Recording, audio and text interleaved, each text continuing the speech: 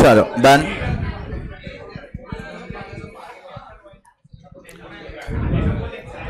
Yeah, everybody settle down. Shh. We are in AS 26. Intangible asset definition we concluded. What is intangible asset? Identifiable के bracket में लिखो separable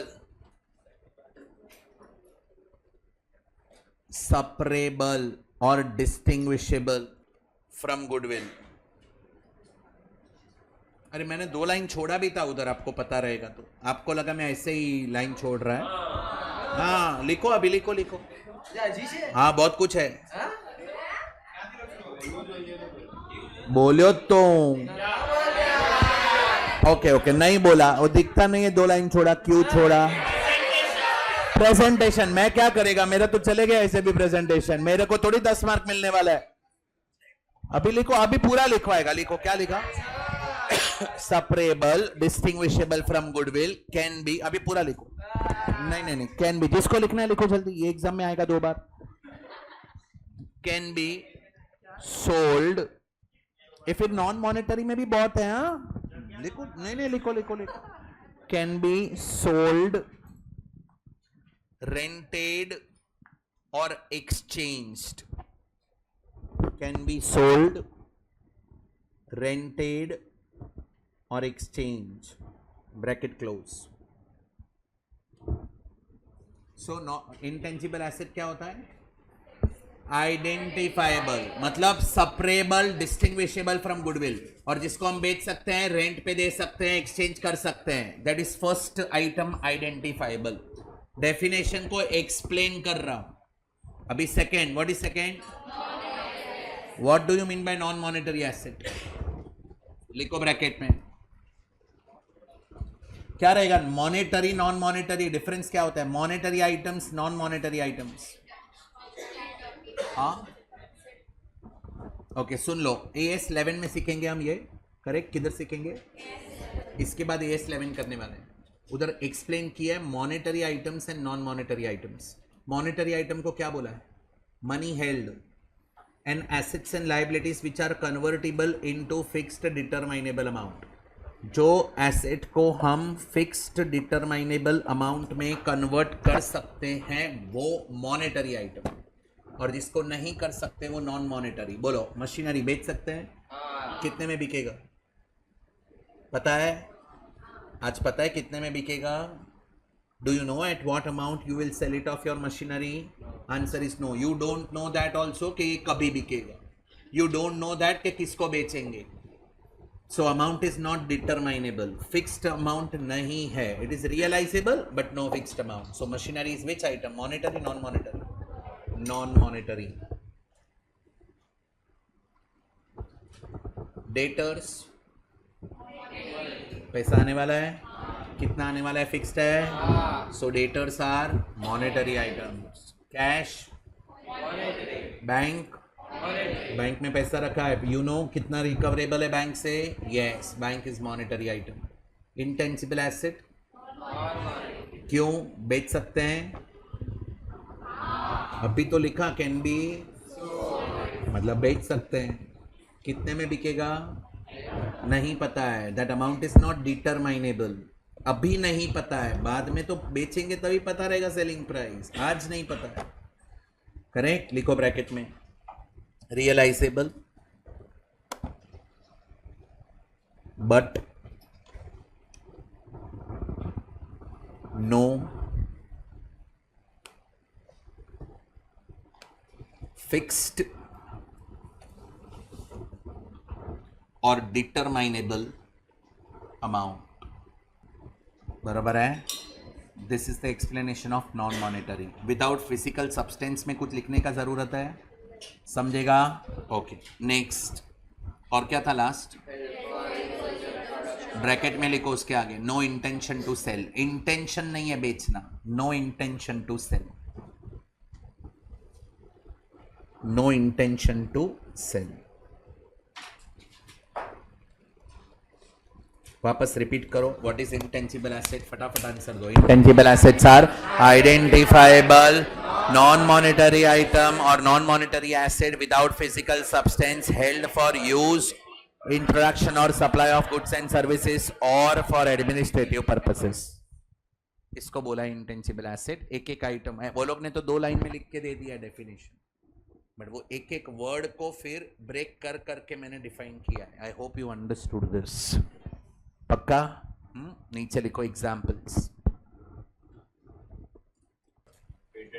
उसको तो soul selling agent बोलते हैं. तो पेटेंट हुआ, पेटेंट मतलब सेलिंग राइट्स के प्रोडक्शन राइट्स. ये सब इंटरव्यू में अभी पूछेगा. सितंबर वाले तो अभी पूछने वाला है इंटरव्यू में. जनवरी में तो इंटरव्यू आ जाएगा तुम्हारा. जैन भी नहीं, रिजल्ट आएगा अक्टूबर में, अक्टूबर एंड और नवंबर, दिवाली के आजू बाजू. नवंबर दिसंबर से तो आर्टिकलशिप स्टार्ट हो जाएगा. और वो इंटरव्यू में पूछेगा वो कि वो पेटेंट राइट्स क्या होता है, इंटेंजिबल एसेट. वो पूछ रहा है बेटा मीनिंग पूछ रहा हूं. बोलता है वो 10-20 साल वाला होता है ना, अपन वो हम अकेले बेचेंगे. अरे 1 वर्ड में आंसर दिया ना, उतना सैलरी बढ़ता है. बॉस को ज्यादा सुनने में इंटरेस्ट नहीं है. वो चेक करते हैं कि इसको 1 वर्ड बोला तो इसको मैं अकाउंट्स में रखूं कि मार्केटिंग में भेजूं. तुम 1 वर्ड में आंसर दिया तो वो तुमको सीए बनाएगा, नहीं तो बोलेगा एमबीए कर मार्केटिंग में.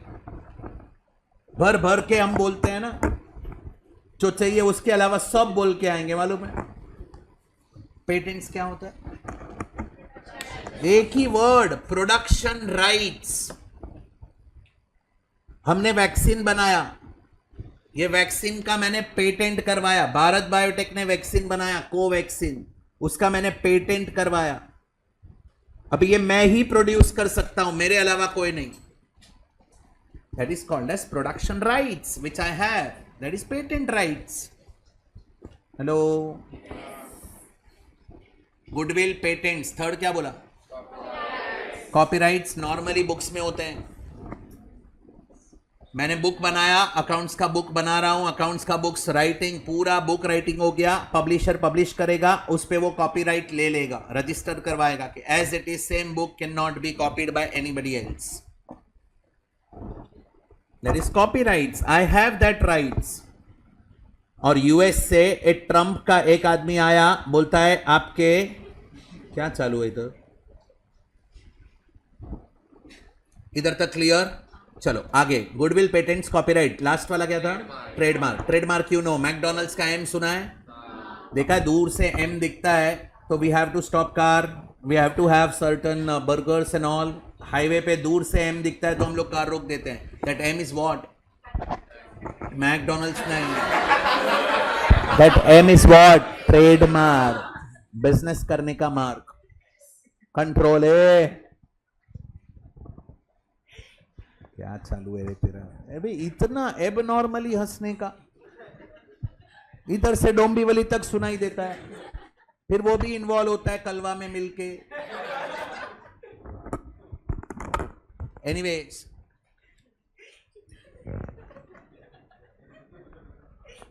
अभी ये नहीं तू हंस ले. ये कलश ने है ना एक शॉप ओपन किया है, अभी लेगा मैं, छोड़ेगा थोड़ी. इसने एक शॉप ओपन किया है, बर्गर का शॉप है. नाम क्या है? मगनलाल बर्गर. और ऊपर ऊपर एम लिखता है येलो कलर में. आ गए सारे केस करने के लिए. You can not use that trademark. Case बोला मैंने. अस्मात खुश हो रहा है ये.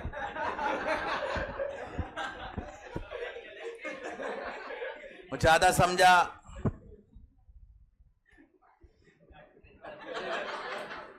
क्या पूछ रहा है वो? मैं नहीं समझा, तू ज्यादा समझा रहेगा. ये देख કોનું એની માટે તને રાખ્યો છે. You are more experienced. Anyways, हाँ स्टेशन पे बराबर बाकड़े बैठो छू. हाँ हाँ चलो. एनीवेज सुनो सुनो इधर. अरे मतलब बेंच पे बैठा हूँ, ट्रेन आवे जाए, हूँ बाकड़े बैठो छू. सुन इधर, होता है ऐसा. ई पण आवे जाए. हाँ ये ऑनलाइन वाले तुम लोग हेडफोन लगा के बैठने का बेटा, घर पे क्या क्या सोचेंगे कि क्या क्या सिखाता है प्रीत सबको।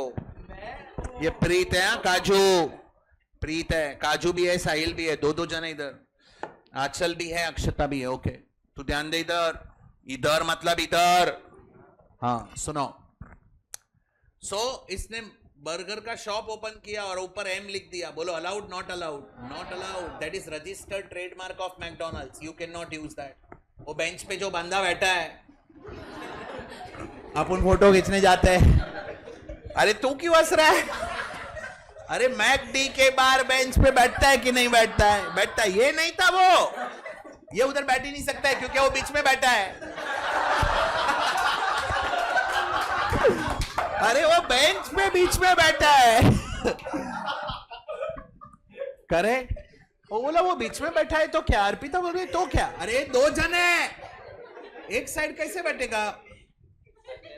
नहीं समझा बेटा, जाने दे, तू छोटी है तो छोटी ही रहे। चलो एनीवेज, नहीं समझा तो बहुत अच्छा है, means you are concentrating more on content rather than railway stations.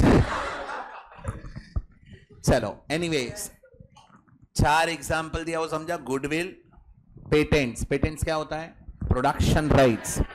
Patents के बाद कॉपीराइट्स, कॉपीराइट्स में nobody can copy particular content from a particular book, वो example clear. Patents, copyright, trademark, trademark वाला क्लियर या? चलो उसके अलावा बोलो और क्या लिखा चारों?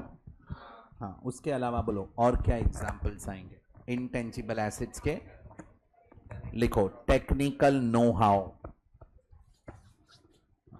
Technical know how, comma intellectual property rights, IPR, very popular. हमारे पास जो नॉलेज होता है वो हमारा आईपीआर है, इंटेलेक्चुअल प्रॉपर्टी राइट्स। लिखा? और बोलो, लिखो इधर लाइसेंसेस, जितने भी लाइसेंस होते हैं ये सारे लाइसेंस हमारे इंटेंजिबल एसेट्स हैं।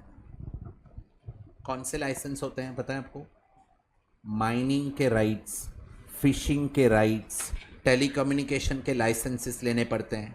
मल्टीप्लेक्सिस वाले को पिक्चर बताने के लिए लाइसेंस लेना पड़ता है, ऐसे भी कोई भी मल्टीप्लेक्स ओपन नहीं कर सकता।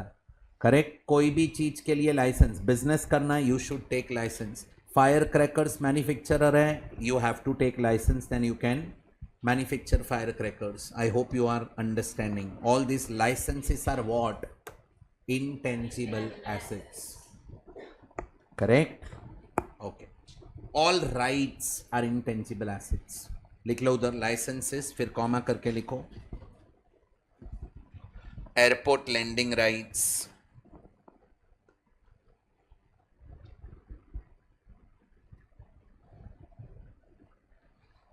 parking rights,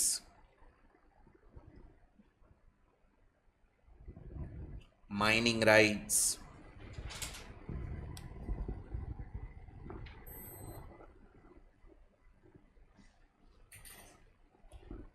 import license, fishing license,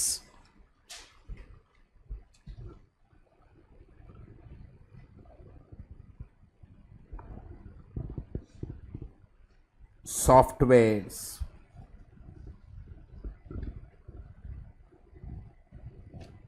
software क्या है? सॉफ्टवेयर ये तो पता है ना यार, all applications are what? And they are intangible assets. मैंने टैली का सॉफ्टवेयर परचेस किया, मतलब क्या? कंपनी परचेस किया कि यूज करने का राइट्स परचेस किया? तो टैली यूज करने का राइट्स मेरे पास है, मेरा वो क्या है? Intangible asset. Software is intangible asset, hardware is tangible asset, वो ये स्टैंड में आएगा। जो भी अंदर सॉफ्टवेयर परचेस करते हैं, जो भी एप्स परचेस करते हैं, वो सारे इंटेंजिबल एसेट्स में आएंगे। समझा नहीं समझा? सॉफ्टवेयर के बाद लिखो वेबसाइट्स, पॉसिबल नॉट पॉसिबल? हमने हमारे लिए वेबसाइट बनाया है, लाइक एप्स, वेबसाइट्स, सॉफ्टवेयर, ये सब हमारे कौन से एसेट्स हैं? Intangible assets. Possible, not possible, etcetera etcetera. ये हो गया अपना एग्जाम्पल। चलो फटाफट नेक्स्ट, अभी टाइम पास नहीं करना, फटाफट कंप्लीट करने का। Recognition criteria.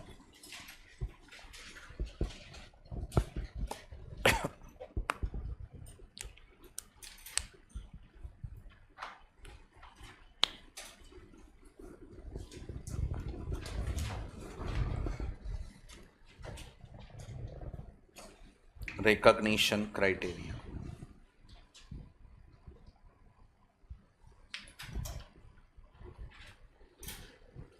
लिखो, दो है सेम, जो पीपीई में था।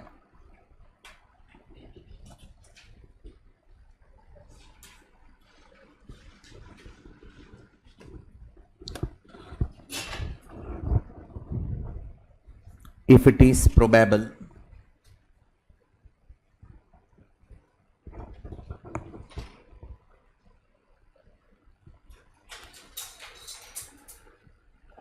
that future economic benefit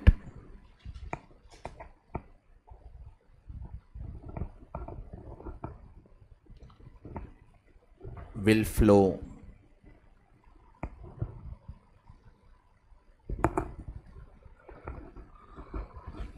to the enterprise,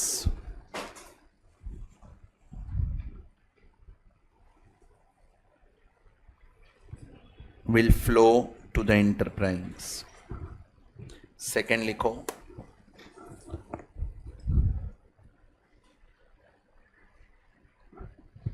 and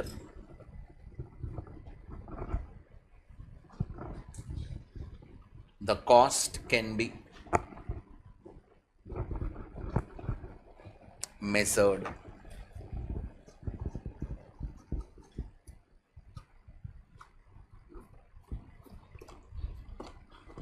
reliably।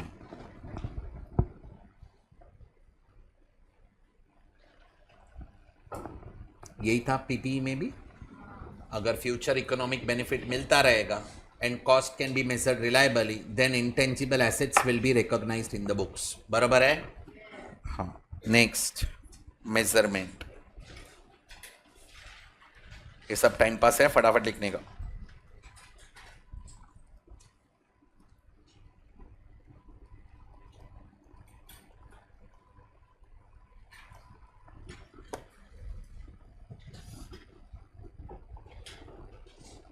लिखो, initially intangible assets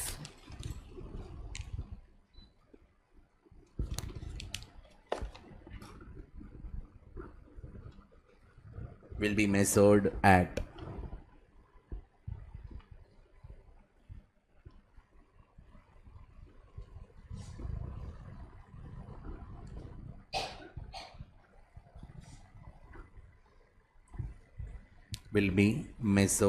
at cost।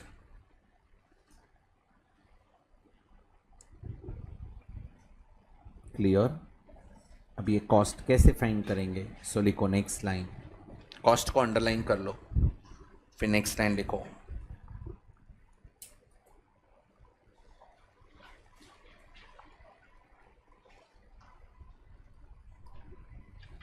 Cost includes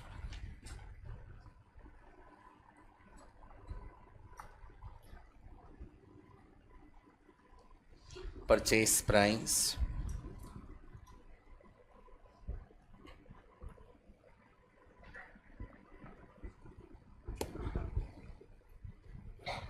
plus directly attributable cost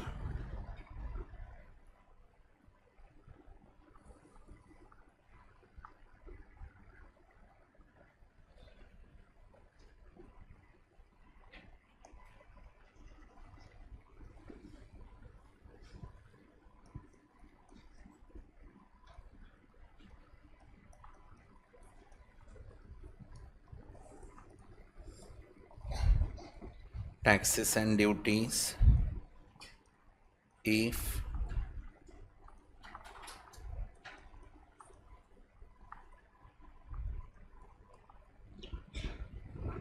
non refundable,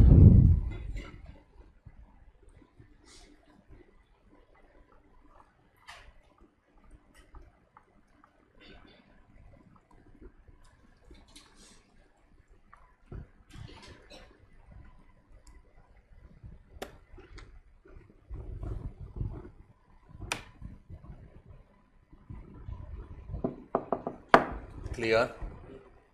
चल,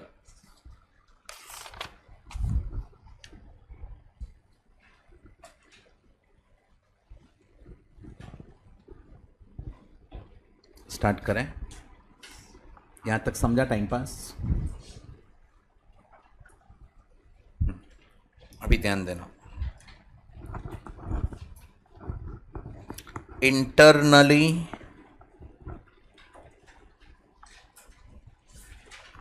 generated intangibles.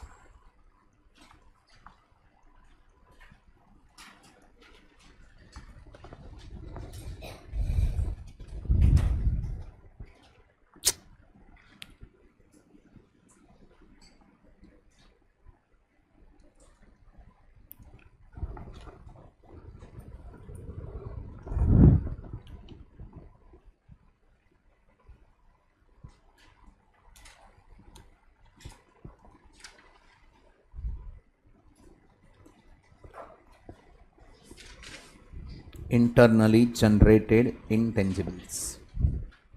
First,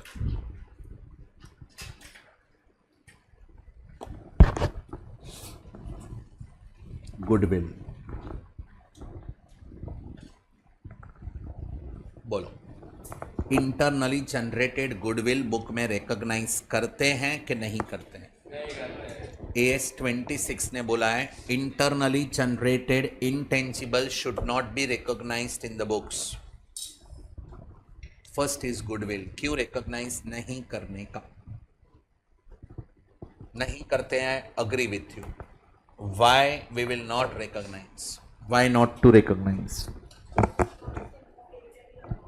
sorry,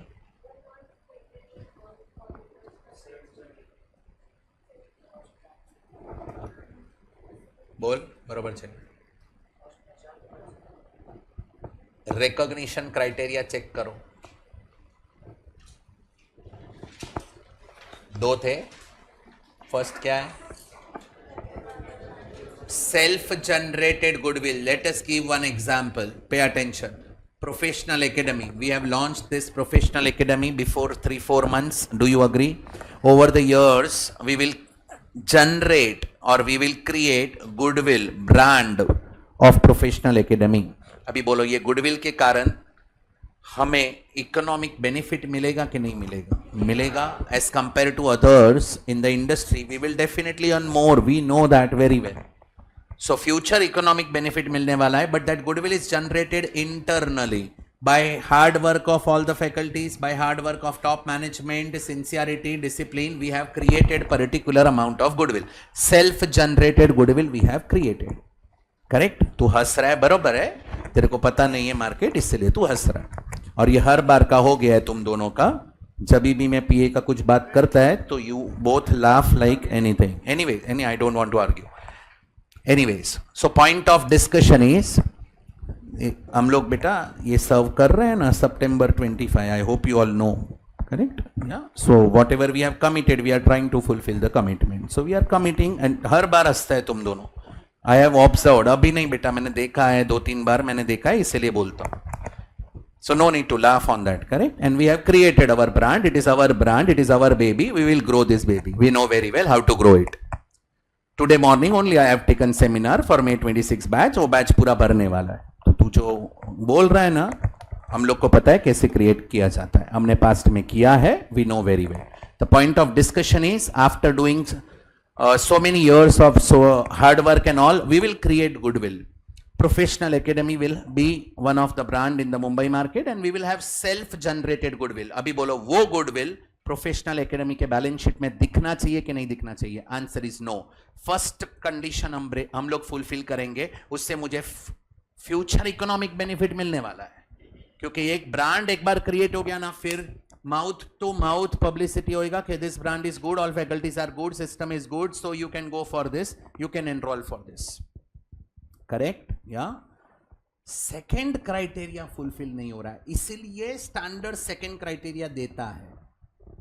future benefit मिलने वाला है, बट तुमने पैसा पे किया है क्या for creating that goodwill? That goodwill is created because of sincerity and hard work of the system and all person involve in that particular system. Simple.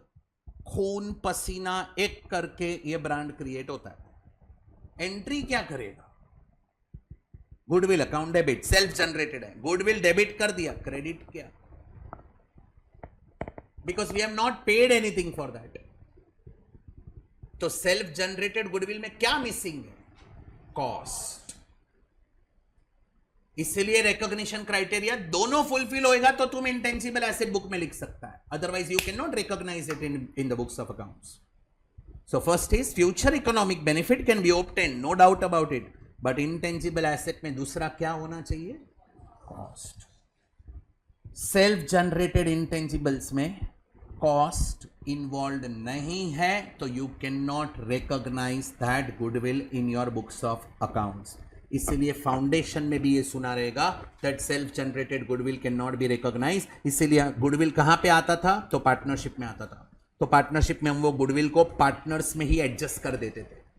We were not debiting that goodwill and we were not raising the goodwill. Raise करके write off कर देते थे because self generated should not be recognised in the books. किसने ना बोला? AS 26 ने. क्यों नहीं कर सकते? Because cost can not be measured reliably. समझ रहे हैं मैं क्या बोल रहा है? करेक्ट? या सो कॉस्ट आपने जो बोला ना sir we have not paid anything, agreed, मतलब cost can not be recognised reliably for that. यहां तक क्लियर? लिखो इसमें गुडविल में first should not be recognised as an asset. कौन सा वाला?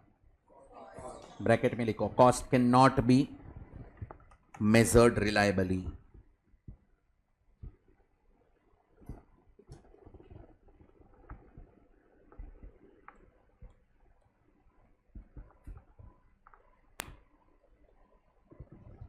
ये हुआ फर्स्ट वाला. दूसरा लिखो brand, mastheads, titles, customer list,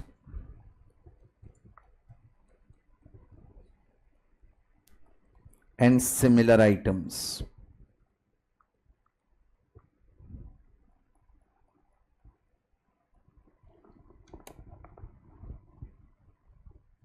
अब ये गुडविल के साथ ही लिख देते तो भी चलता, बट स्टैंडर्ड अलग अलग दे रहा है तो I am going for 3 branches. चलो एक एक करके. What do you mean bye brand? You know professional academy is a brand. Company कौन सा है मालूम है? प्रोफेशनल एकेडमी कंपनी नहीं है. Our company is Com As Education Private Limited. That is the name of the company. उसने एक brand open किया है प्रोफेशनल एकेडमी. अब ये ब्रांड क्रिएट हुआ, सेल्फ जनरेटेड ब्रांड है, खरीदा नहीं है किधर से.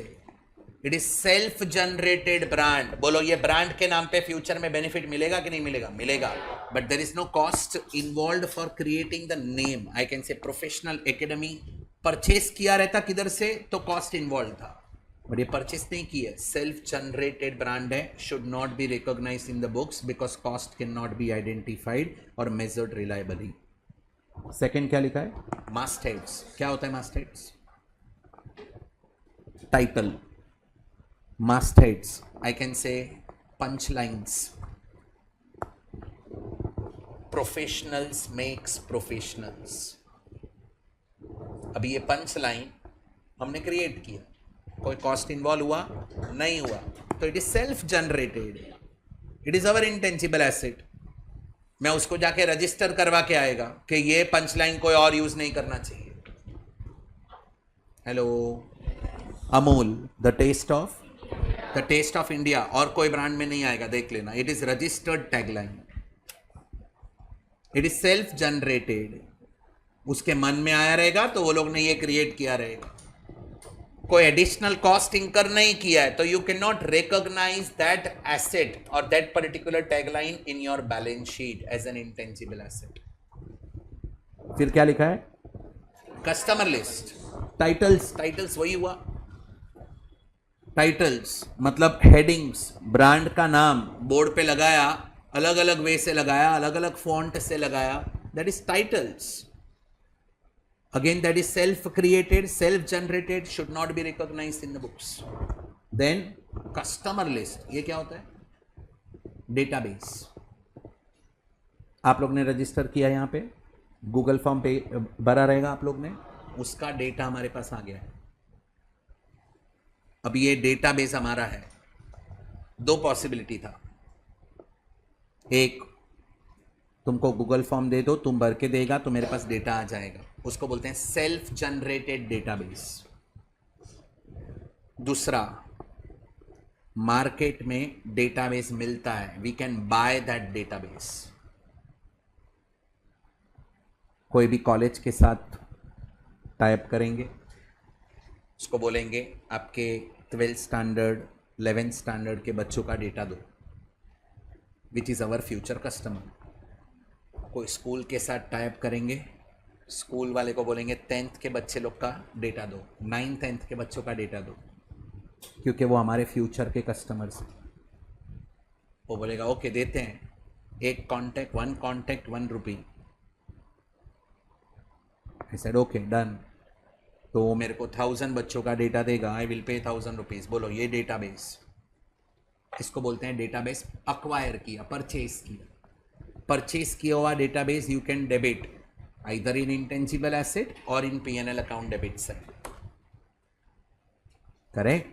But self generated database रहेगा तो क्या करने? अभी आप लोग ने, आपका डेटाबेस हमने किधर से खरीदा तो नहीं है ना, आपने गूगल फॉर्म फिलअप किया और वो डेटा हमारे पास आ गया। वो डेटाबेस भी हमारा इंटेंजिबल एसेट है, but it is self generated, no cost involve in that, we can not recognise in the books of accounts.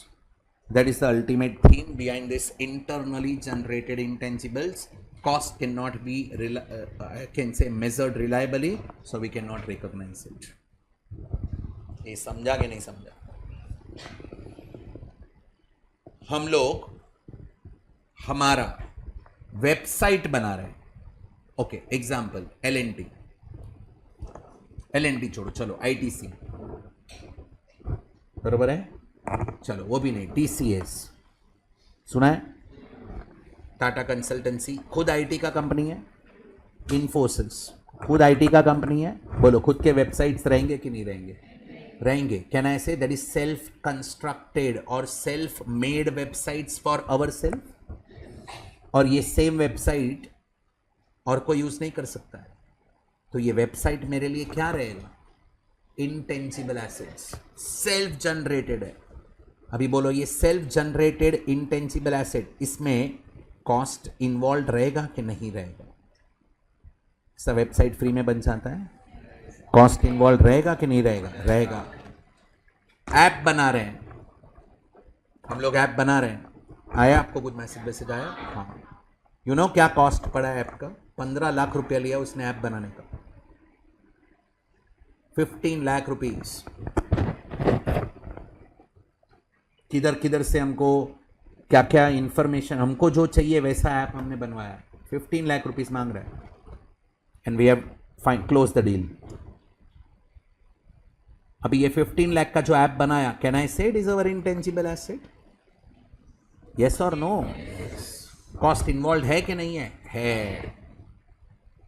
So websites बनाया, सॉफ्टवेयर खुद बनाया, खुद के यूज के लिए बनाएंगे, बेचने के लिए बनाया तो वो इन्वेंट्री में जाएगा। मैं आईटी कंपनी है, मेरा सॉफ्टवेयर बनाने का ही बिजनेस है, then that software is my inventories. But मैं आईटी कंपनी है, मेरे खुद के यूज करने के लिए सॉफ्टवेयर बनाया तो इंटेंजिबल एसेट। कॉस्ट इंकर किया है कि नहीं किया है, accordingly we have to decide, and definitely उसमें मटेरियलिटी कॉन्सेप्ट भी बैठेगा, अमाउंट भी मैटर करता है। अभी डेटाबेस 1000 स्टूडेंट का 1000 rupees, why to put on intangible asset side, put in P&L debit, no 1 साल में राइट ऑफ कर दो, क्योंकि ये डेटा मेरे को 1 साल ही काम आने वाला है, इसका बेनिफिट सालों तक मिलेगा, तो तुम उसको बैलेंस शीट में लेके जाओ और फिर अमोर्टाइज करो, 1 साल का ही बेनिफिट है। सीए इंटर का डेटाबेस चाहिए था मुझे, तो सीए इंटर का डेटा ये रिकॉर्ड नहीं करना, ICAI से उठाया, एग्जाम्पल है यार, ICAI ऐसे तो देता नहीं है, बट कुछ ना कुछ जुगाड़ किया और ICAI से हमने सीए फाउंडेशन का पूरा डेटा ले लिया, 20 लाख रुपए का खर्चा है, सच्ची में है अगर चाहिए तो, और वो डेटा मुंबई के सारे बड़े बड़े क्लासेस वाले के पास रहता है, सब अंदर का बात है, सुनने का से बताने का नहीं। अभी ये डेटाबेस कितना साल काम आएगा?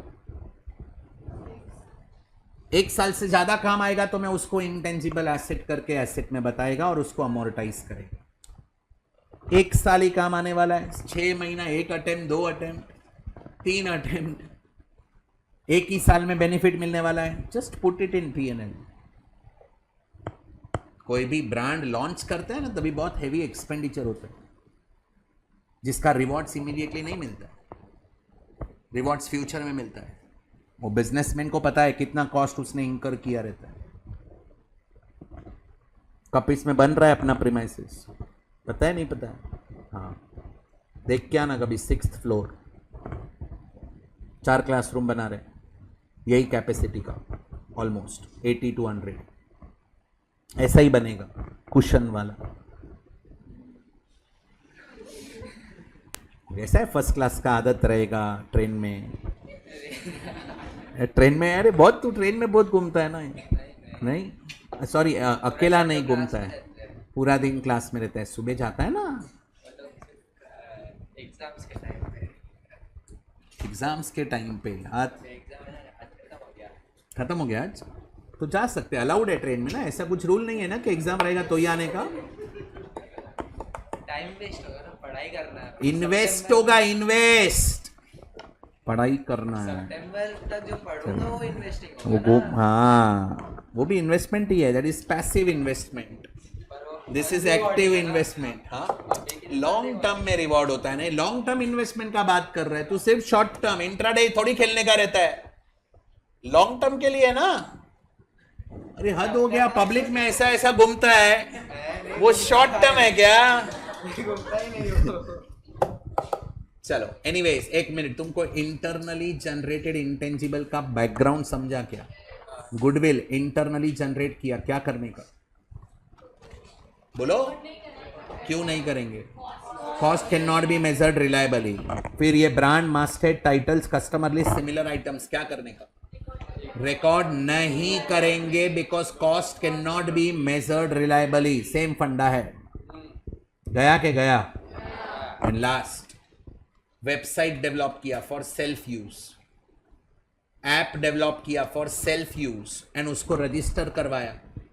बोलो, वो वेबसाइट्स है, ऐप्स हैं, सॉफ्टवेयर्स हैं, हमने परचेस नहीं किया, हम खुद आईटी कंपनी है, TCS, खुद इन्फोसिस हूं, खुद का ऐप या खुद का सॉफ्टवेयर, खुद का वेबसाइट खुद डेवलप कर रहा हूं एंड रजिस्टर करवाया हमने। बोलो, इंटेंजिबल एसेट अराइव, मतलब आई कैन से जनरेट होगा कि नहीं होगा? होगा। उसका सालों तक बेनिफिट मिलेगा? मिलेगा।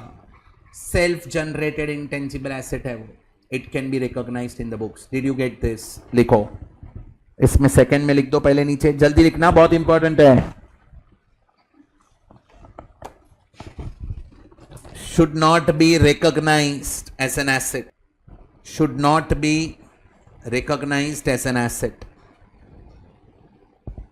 नीचे एरो करके सेम लिखना है वही। क्यों? since recognition criteria does not meet, bracket में, cost cannot be measured reliably।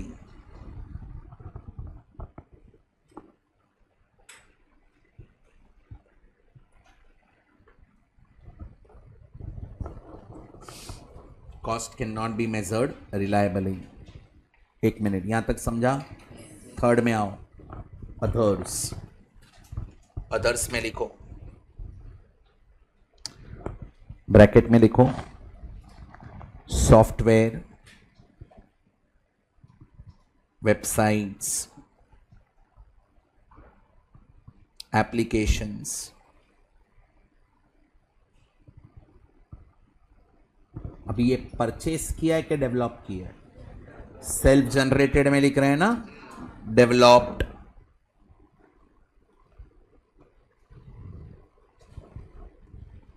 For self use,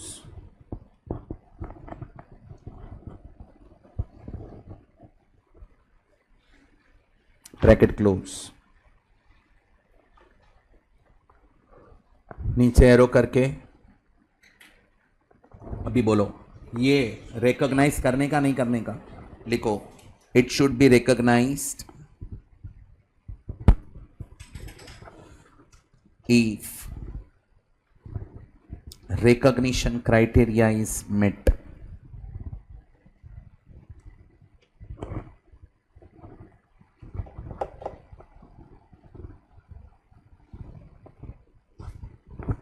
आगे बढ़े, यहां तक clear everybody? Internally generated clear? क्या याद रखना है, सब रिकॉग्नाइज नहीं होता है, अगर कॉस्ट इन्वॉल्व है तो रिकॉग्नाइज कर सकते हैं। Do you agree with this? हाँ, अभी देखो मेन क्वेश्चन इसके ऊपर आने वाले हैं सब। रिसर्च एंड, इस पे बहुत सारे क्वेश्चंस दिखेंगे आप लोग। स्टार्ट करो।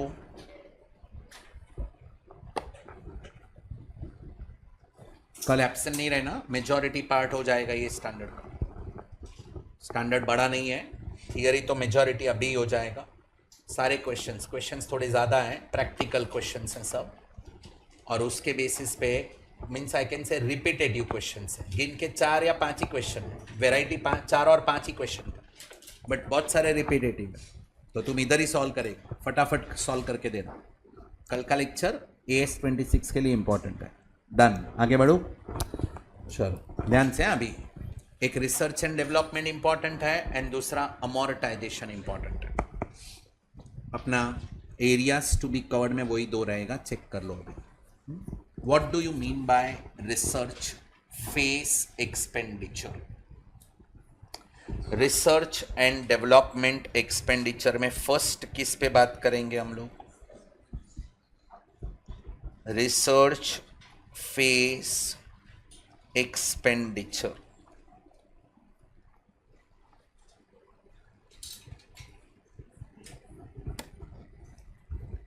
What do you mean by research? दूसरा होता है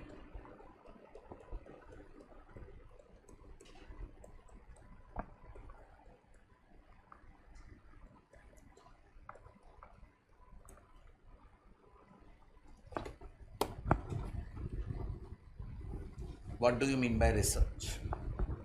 हम रिसर्च कर रहे हैं मतलब क्या कर रहे हैं? बोलो बराबर है। मार्केट रिसर्च मतलब रिसर्च में हम करते क्या है? These are the types of research. Information क्या कर रहे हैं हम लोग? कलेक्ट कर रहे हैं। Okay, correct. क्या ट्रेंड चल रहा है उसका इंफॉर्मेशन गैदर कर रहे हैं। ओके, और कुछ? हाँ,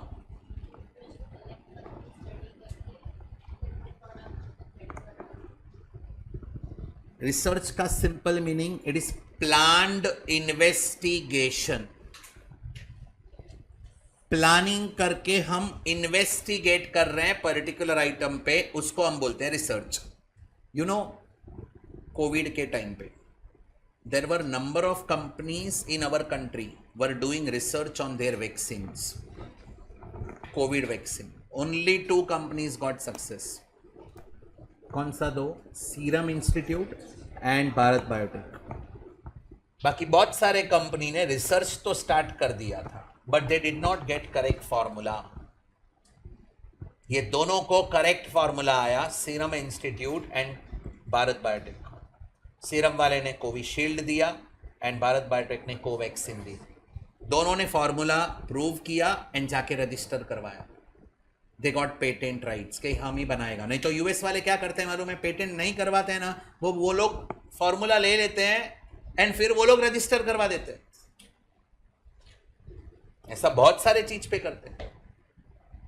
अभी ट्रम्प टैरिफ वॉर चालू कर दिया, इंडिया को बहुत बेनिफिट होने वाला मालूम, बहुत बेनिफिट है। चाइना पे 125% डाला, बरोबर ना? हाँ, मतलब अभी यूएस और चाइना का वॉर चालू, ट्रेड वॉर है ना, straight away. First and second का ट्रेड वॉर रहेगा ना, तो थर्ड वाला सेकंड या फर्स्ट बन जाता है, क्योंकि अभी वो एक दूसरे को काटेंगे। वो बोला तुम 125, वी विल पुट 145। तो दोनों एक दूसरे के पास से इंपोर्ट एक्सपोर्ट कम कर देंगे, उसमें अपने को ज्यादा बेनिफिट हो जाएगा। कभी कभी तो ऐसा लगता है मोदी जी ने ही करवाया है कि खेलो तुम दोनों खेलो, हम शांत रहेंगे। अपना तो 90 डेज डिले भी कर दिया। I hope you know that it is deferred by 90 days. बोलते हैं नहीं अभी कोई हाइक टैरिफ नहीं, 90 डेज तक हम सोचेंगे। ऐसे करके डाल दिया। आज मार्केट 1200 पॉइंट ऊपर, 400 350 400 निफ्टी ऊपर। ये टैरिफ पता है ना आप लोग को, रेसिप्रोकल टैरिफ। पर्पस क्या था उसका पहले, क्योंकि डेवलप्ड कंट्रीज थे यूएस यूके, तो वहाँ से अगर इंडिया में गुड्स आता है तो हमारा इंडिया का इंडस्ट्री ऊपर ही नहीं आएगा कभी, क्योंकि हमारे प्रोडक्ट का quality is not better than US के प्रोडक्ट का क्वालिटी। तो हम यूएस का प्रोडक्ट इंपोर्ट करेंगे तो हम उस पर इंपोर्ट ड्यूटी डाल देंगे। कितना परसेंट था आपने इधर? 52%। हम 52% इंपोर्ट ड्यूटी डालते थे, तो उसके वजह से यूएस का प्रोडक्ट महंगा हो जाता था। तो फिर इंडिया वाले क्या करेंगे, इंडियन प्रोडक्ट खरीदेंगे, यूएस प्रोडक्ट कम खरीदेंगे, तो इंडिया का मार्केट सर्वाइव हो पाएगा। That was the thought process. Trump बोलता है ये सब तुम लोग तुम्हारा जानो, for me America is first, that is our goal. तो मेरे को तो अमेरिका का सेल बढ़ाने का है। कैसे बढ़ाऊं? तो तुम 52% डालेगा, मैं उसका हाफ 26% डालेगा। तो वो लोग ने अपने प्रोडक्ट पे 26% डाल दिया ड्यूटी। तो अभी अपने एक्सपोर्ट वाले जो बंदे लोग हैं ना, हम फार्मा का एक्सपोर्ट करते हैं, हम क्लॉथ का, टेक्सटाइल का एक्सपोर्ट करते हैं, उसमें एक्सपोर्ट वाले को ड्यूटी बढ़ा दिया। ड्यूटी बढ़ाया तो उसका प्रोडक्ट वहाँ पे महंगा हो गया। वहाँ पे महंगा हो गया तो यूएस वाले अपना प्रोडक्ट खरीदेंगे नहीं, तो अपने एक्सपोर्टर को तकलीफ है, इंपोर्टर को कोई प्रॉब्लम नहीं है। 3 महीने का टाइम लिया है, 3 महीने में सेटलमेंट कर देगा।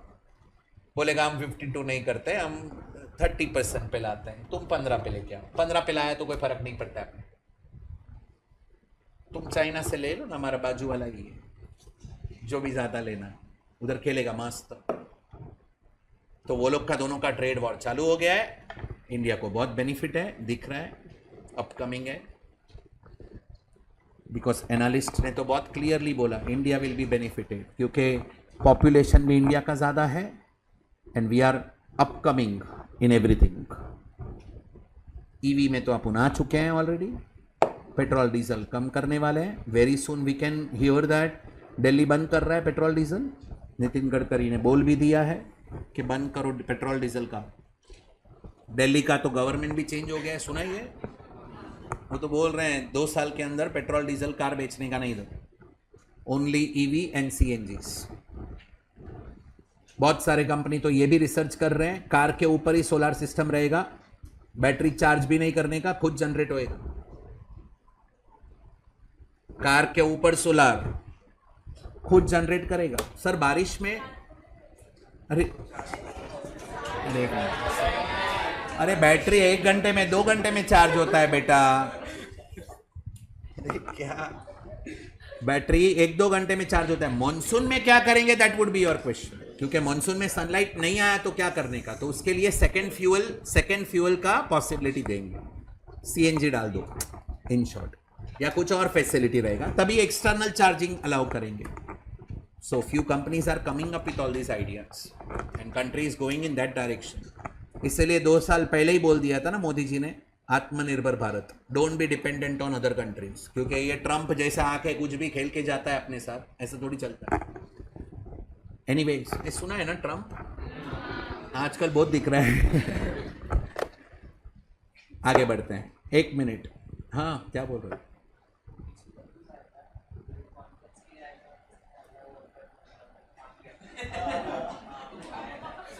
वीडियो था,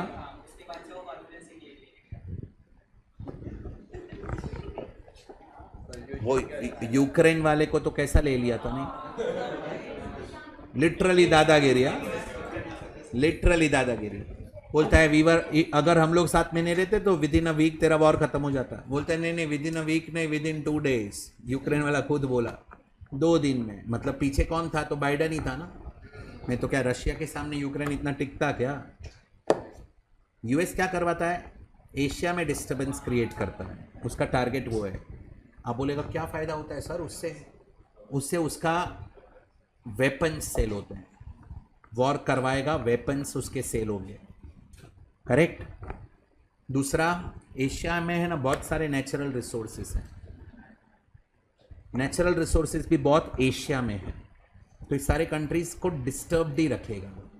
डिस्टर्ब्ड रखेगा तो we will not concentrate on our strength. अभी रशिया को वॉर में डाल दिया उसने, रशिया का हालत खराब हो गया। ये तो कैसा है, मोदी उसको बचाया जितना बचा सकते हैं। मोदी ने कैसे बचाया? ऑयल हम उसके पास से ले रहे हैं। अभी रशिया को बोला आप ऑयल हमको बेचना, हम लेंगे। तो सर उससे क्या फ़ायदा? पैसा देंगे, उससे वो वॉर कर पाएगा बहुत। और वो भी पैसा कैसे दे रहे हैं मालूम है? बोला INR में पे करूंगा मैं। मोदी बोल के आया, बोलता है ठीक है कुछ भी पे करो चलेगा, पर पे करो। क्योंकि ये जाता है तो फिर पूरा बार्गेन करके आता है, उसको पता है सामने वाले का सिचुएशन क्या है, अकॉर्डिंगली वो। और रशिया के साथ तो सालों से अपना रिलेशन, यूएस तो अभी नज़दीक आया है। वो भी ट्रम्प अभी 4 साल ही है, 4 साल ही रहता है लोग का। आई hope you all no 4 years और 2 ही टर्म, मैक्सिमम 2 terms, सेकेंड है ये उसका। एनीवेज, आगे बढ़ते हैं, आगे बढ़ते हैं। बोलता है सर पढ़ाई वढ़ाई छोड़ो, ये आप वर्ल्ड वॉर का बात करते हैं। क्या कर रहा है ये? क्यों घूर रहा है? हे हंस मत, अलाउड नहीं हंसना, कंट्रोल। आगे बढ़ते हैं हम लोग। प्रीत, रिसर्च, ये what do you mean by research? वो तो बोलो। Planned investigation, correct. प्लानिंग करके इन्वेस्टिगेट करने का on particular I can say topic, that is called as research. अभी सुन लो करना क्या है। Research phase expenditure will be straight away charge to P&L। You know Tata pharma वाले, मतलब टाटा हॉस्पिटल है ना, कैंसर का हॉस्पिटल है, सालों से है। They are doing research on cancers medicine since long. अब तक उनको कैंसर का क्योर होने वाला मेडिसिन नहीं मिला। रिसर्च कर रहे हैं कि कोई वैक्सीन आ जाए ऐसा, या कोई मेडिसिन आ जाए कि जिसके वजह से किसी को कैंसर हो ही नहीं, but they did not get that success. सालों से रिसर्च कर रहे हैं। सोच समझ के बोलना, कुछ कॉस्ट इंकर किया रहेगा कि नहीं किया रहेगा? किया रहेगा। क्या करें, एसेट में डालेगा कि P&L डेबिट? रिसर्च कितना भी साल तक करो, स्ट्रेट अवे P&L डेबिट। आप बोलेगा तो फिर सर रिसर्च किया और फिर उससे इंटेंजिबल एसेट कैसे बनेगा? रिसर्च किया, फॉर्मूला मिल गया, फिर उसको डेवलप करेगा, डेवलप करके फॉर्मूला बन गया, फाइनल डेवलपमेंट करके उसको मैं रजिस्टर करवाएगा, फिर उसमें से इंटेंजिबल एसेट इमर्ज होगा, और वो इंटेंजिबल एसेट को मैं कैपिटलाइज कर सकता है, बैलेंस शीट एसेट साइड पे बता सकता है। बाकी research phase expenditure will be charge to P&L, development phase expenditure, if it will emerge any intangible asset, then development phase expenditure can be capitalized subject to certain conditions। And condition क्या है? तो recognition criteria fulfil होना चाहिए, तो वो intangible asset को मैं recognise कर सकता है। इस पे भयंकर क्वेश्चन है अपने पास। बोलेगा हमने 2 साल तक रिसर्च किया, उसके बाद में डेवलपमेंट स्टार्ट किया, तो 2 साल तक का वो बीच में आएगा, ईयर के बीच में उधर तक का एक्सपेंडिचर रिसर्च फेस एक्सपेंडिचर है, P&L debit, charge to P&L straight away. And development phase expenditure को क्या करेंगे? अगर इंटेंजिबल एसेट इमर्ज हुआ एंड कंडीशन सेटिस्फाई हुआ, it will be capitalised, it will be considered as intangible asset. Development phase expenditure से intangible asset बन सकता है। समझा कि नहीं समझा? वैक्सीन का रिसर्च बहुत सारे लोग ने किया था, रिसर्च बहुत सारे लोग ने किया, सब रिसर्च P&L में डेबिट किया रहेगा, करेक्ट? रिसर्च होने के बाद अगर वो फॉर्मूला डेवलप हो रहा है, फॉर्मूला डेवलप हो रहा है, तो उसका डेवलपमेंट फेस एक्सपेंडिचर होता है। वो डेवलपमेंट फेस एक्सपेंडिचर अगर सक्सेस हो गया तो उससे इंटेंजिबल एसेट इमर्ज होगा, मतलब वैक्सीन बन गया तो उसका जाके पेटेंट्स करवाएंगे, तो उससे पेटेंट्स इमर्ज हुआ। अब ये पेटेंट्स को मैं रिकॉग्नाइज कर सकता है कि नहीं कर सकता है? कर सकता। So intangible asset development phase expenditure से आते हैं, रिसर्च से नहीं आते हैं। ये पूरा एक अलग अकाउंटिंग स्टैंडर्ड था, AS 8 पूरा स्टैंडर्ड विड्रॉ कर दिया और सिर्फ इतना ही AS 26 में इनकॉर्पोरेट कर दिया। थोड़ा समझा कि नहीं समझा? इतना क्लियर? पक्का? लिखो, रिसर्च में लिखो। Research means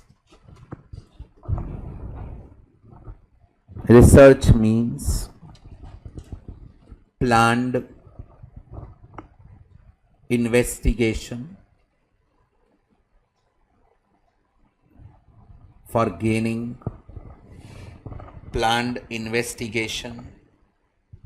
for gaining knowledge।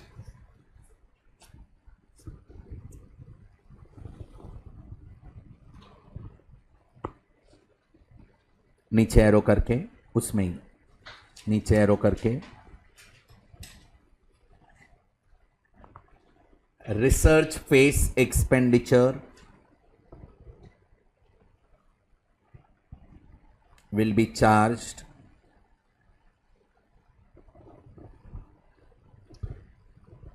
as an expense to P&L।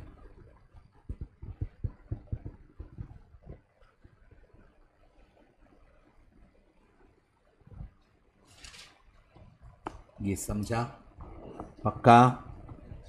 Development में आओ।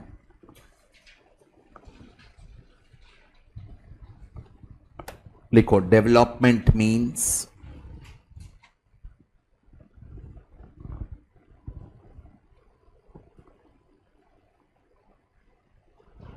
application of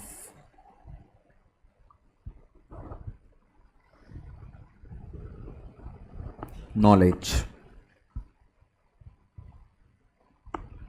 रिसर्च में क्या करते हैं? It is gaining knowledge, and development में एप्लीकेशन ऑफ नॉलेज। यहां तक क्लियर? नीचे एरो करके,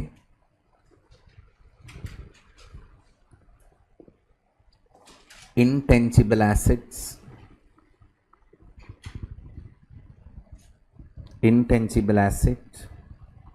emerging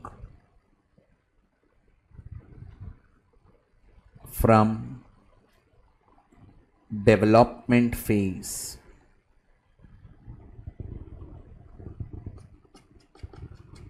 of a project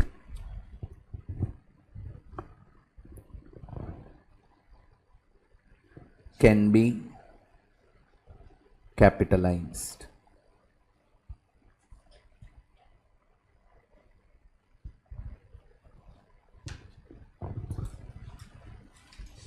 Subject to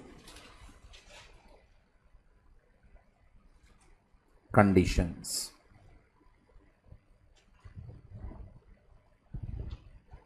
clear? पक्का? ये वाला चार्ट याद रहेगा। रिसर्च मतलब planned investigation for gaining knowledge. Knowledge लेने के लिए जो इन्वेस्टिगेशन करते हैं उसको बोलते हैं रिसर्च। कहाँ कहाँ पे रिसर्च करना चाहिए, किस किस का रिसर्च करना चाहिए, that is types of research which will be there in theoretical subject which you are learning in FY BCom SY BCom, उस पर डिस्कशन नहीं है। बट रिसर्च का मीनिंग क्या, तो it is a planned investigation of gaining knowledge. ये सब कैसा है, थोड़ा बहुत सुना रहता है ना, एग्जाम में रिसर्च एंड डेवलपमेंट पे कुछ आ गया तो यू कैन राइट डाउन। आपके FY BCom में भी कुछ रिसर्च के बेसिस पे आ गया तो रिसर्च का ये डेफिनेशन लिखने का। रिसर्च मीन्स वो मार्केट में जाके करते हैं, अरे वो market research is type of research कि हम नॉलेज कहां से लेंगे, मार्केट से। अभी डेटाबेस क्रिएट करना है तो कहां से लेंगे, तो जो कस्टमर इंपॉर्टेंट कस्टमर है, सिग्निफिकेंट कस्टमर है, उसके पास से लेंगे, रेलेवेंट कस्टमर के पास से लेंगे। डन। एनीवेज ये चार्ट क्लियर है। रिसर्च फेस एक्सपेंडिचर क्या करेंगे, P&L में जाएगा, बराबर है, straight away. And development phase expenditure से क्या होगा, इंटेंजिबल एसेट अगर इमर्ज हुआ तो उसको कैपिटलाइज करने का सब्जेक्ट टू कंडीशंस। कितना कंडीशन दिया मालूम है, 6 कंडीशन दिया है। 6 में से 2 कंडीशन क्या है मालूम है, जो अपना रिकॉग्निशन क्राइटेरिया था ना वही है, और बाकी का 4 कंडीशन कुछ छोटा छोटा कंडीशंस दिया है। आपको लिखना है वो तो मैं लिखवा देता हूँ, बाकी ज़रूरत नहीं है। वांट टू राइट डाउन, लिख लो। उसके ही नीचे फटाफट, वी विल हैव 5 मिनट्स। किसके नीचे लिखेंगे, डेवलपमेंट के नीचे लिखना, करेक्ट। उसमें लिखो कंडीशंस, उसमें number 1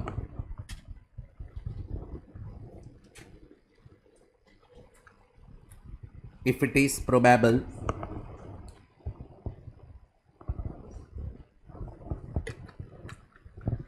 that future economic benefit will flow,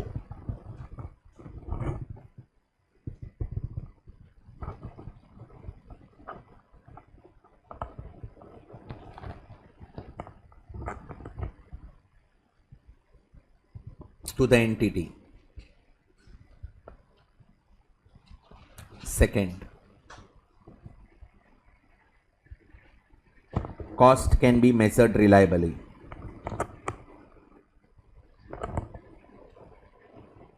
ये दोनों तो अपना बेसिक रिकॉग्निशन क्राइटेरिया ही है ना। अभी नेक्स्ट 4 लिखो, number 3, the technical feasibility of completing intangible assets.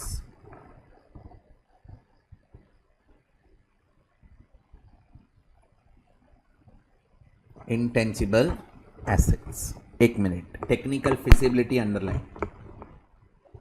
First में किसको अंडरलाइन करना है, फर्स्ट में फ्यूचर इकोनॉमिक बेनिफिट, सेकंड में कॉस्ट, एंड थर्ड में टेक्निकल फिजिबिलिटी। मतलब वी हैव टू चेक कि हम वो इंटेंजिबल एसेट कंप्लीट कर पाएंगे कि नहीं कर पाएंगे। Technical feasibility we have to check. 3 हुआ। 4th, intention to complete and use it और sell it.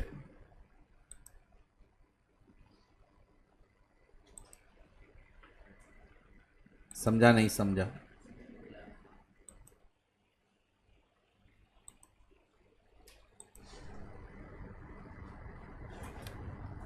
यहां तक क्लियर? कितना हुआ? हाँ। Next, ability to use,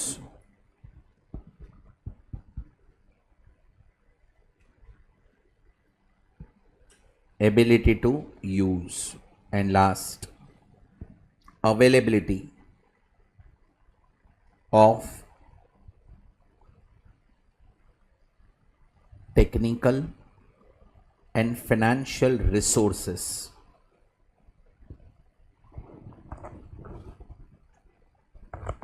to complete it.